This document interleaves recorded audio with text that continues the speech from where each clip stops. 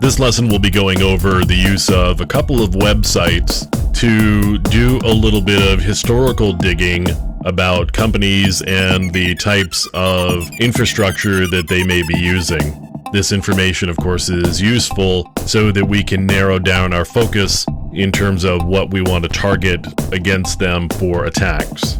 Now, over time, we've improved our awareness about what sorts of information we may want to divulge. So several years ago, you may have gone to a company's website and discovered that you could get email addresses and names of people in positions that you may find relevant.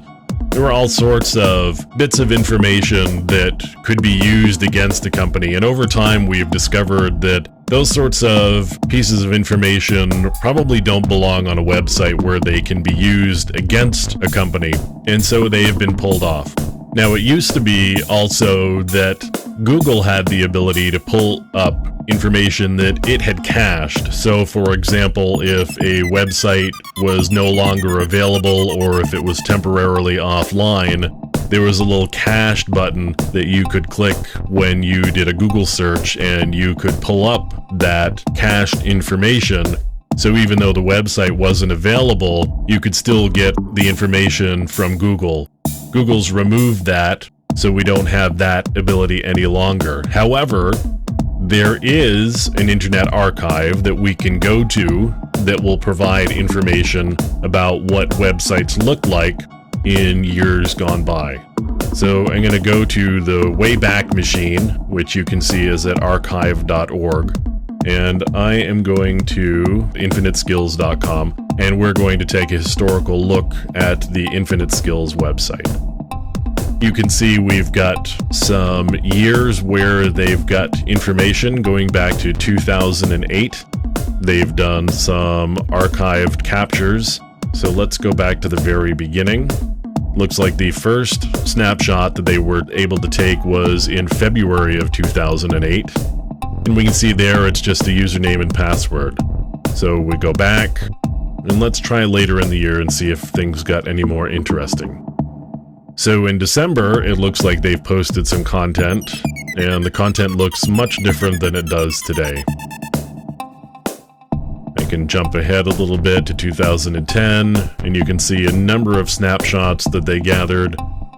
Here's one in June that looks different than the one from 2 years previously, of course. So you can see that you could go back a couple of years and see what a website used to look like, and of course get the information that used to be there that isn't there any longer. So let's take a look at Microsoft.com here.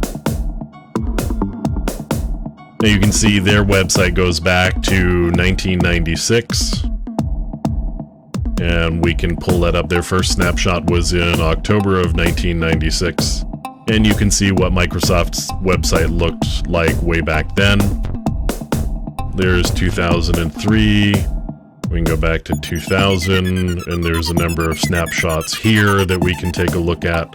We happen to grab one on August 31st, 2000. So the Wayback Machine is really useful for getting some historical context on what websites used to look like, as well as the information that they used to have.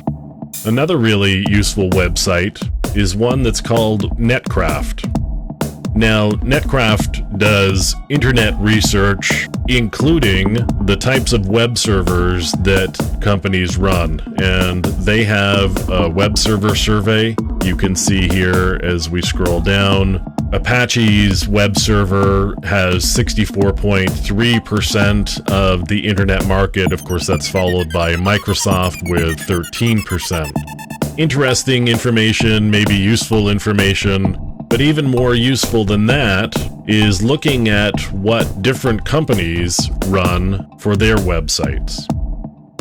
You can see here Infinite Skills, date first seen was in November 2002, and we have a little bit of hosting history here. The IP address doesn't look like it's changed over the last couple of years, and they've been on a Linux platform running Apache 2.2.3. Looks like they're on Red Hat.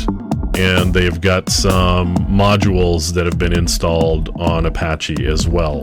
You can use this information to get more specific about the version of the web server that you're running, so you can maybe go look for vulnerabilities that are specific to that version and target your attack more closely against the company that you're doing your ethical hack on. So Netcraft and Wayback Machine, both really useful websites for gathering some historical data on companies, and in particular, the targets of your ethical hacking.